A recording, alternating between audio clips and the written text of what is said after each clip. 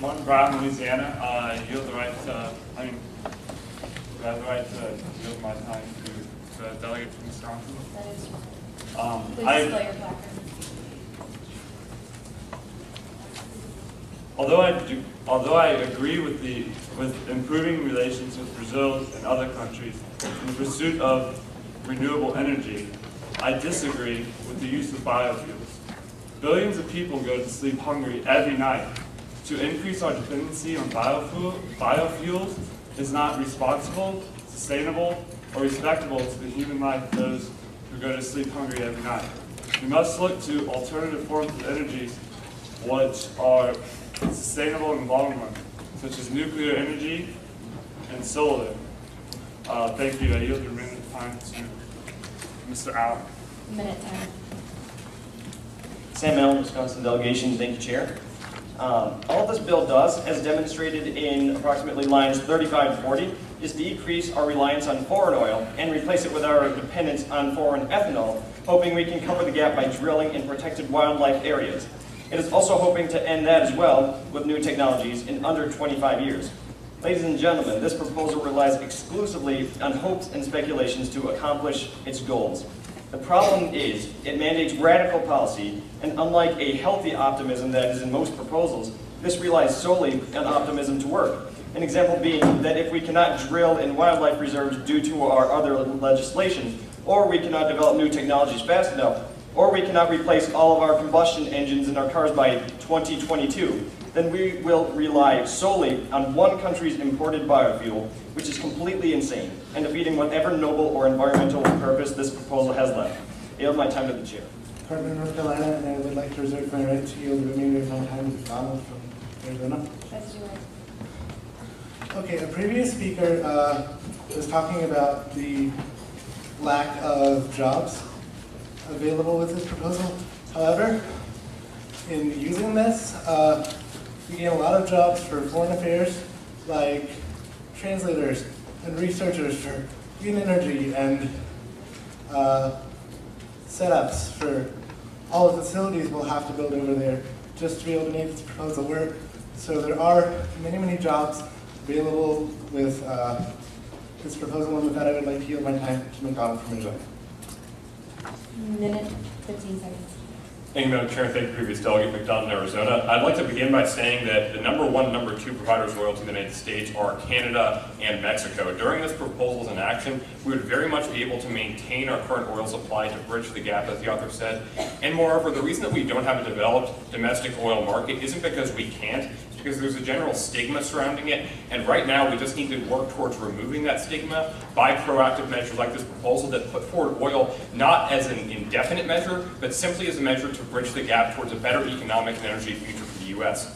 Beyond that, I would like to say that there are many varieties of ethanol and of biofuels that are not predicated on food. There are many varieties of wild switchgrass that are much cleaner and much more effective than the current oil and current ethanol products that are on the market, and it's very easy to utilize those. The main point of this proposal is to open the door for more alternative energy in the future, not necessarily to just focus entirely on biofuels forever. And I'd like to say to the point about Brazil not necessarily being entirely pro-U.S., if we didn't work with any nation that had any inkling of anti-U.S. sentiment, we wouldn't have much of a foreign policy. It's about finding the nations that are assets to the U.S. and working with them towards a better partnership in the future. That's what this proposal does. Time is elapsed. Happy Levis representing the Commonwealth of Kentucky. Thank you, Madam Chair. And I reserve the right to yield to Shaw from South Carolina. Ladies and gentlemen, I agree that it is imperative that we have a shift to alternative energy.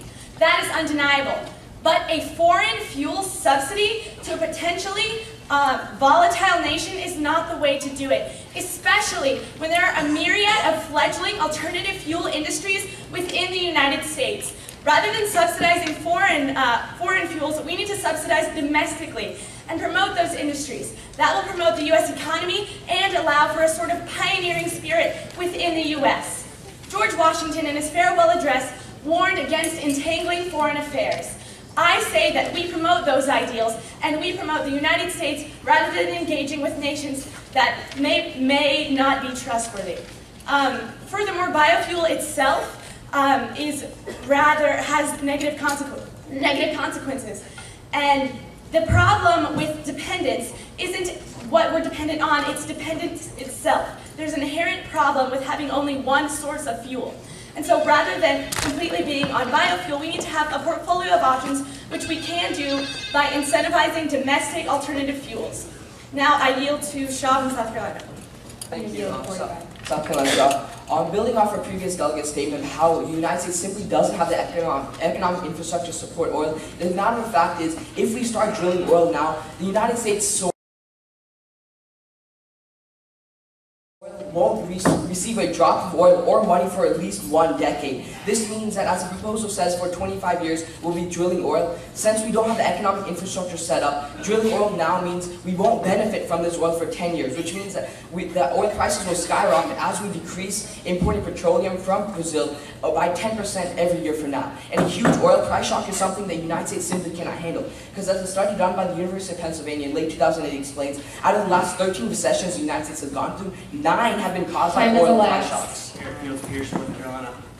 Thank you so much for the debate. First of all, I'd like to go ahead and start repeating some of the CONA arguments. Building off of this morning's bro messages, previous delegates stated that we would not be a good friend with Brazil by going with them. Well, a bro would help another bro get rehabilitated from foreign oil, and that's fact.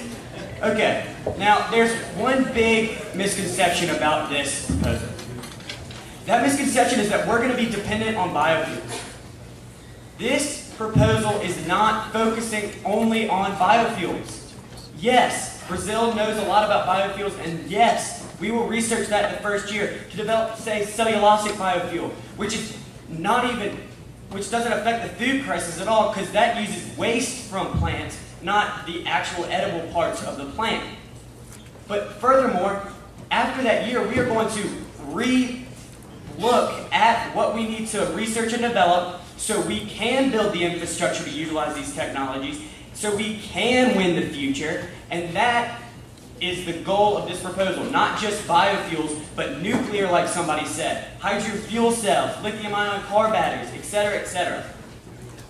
Also, I think it's important to look at another delegate who said that Brazil doesn't have any incentive to join this.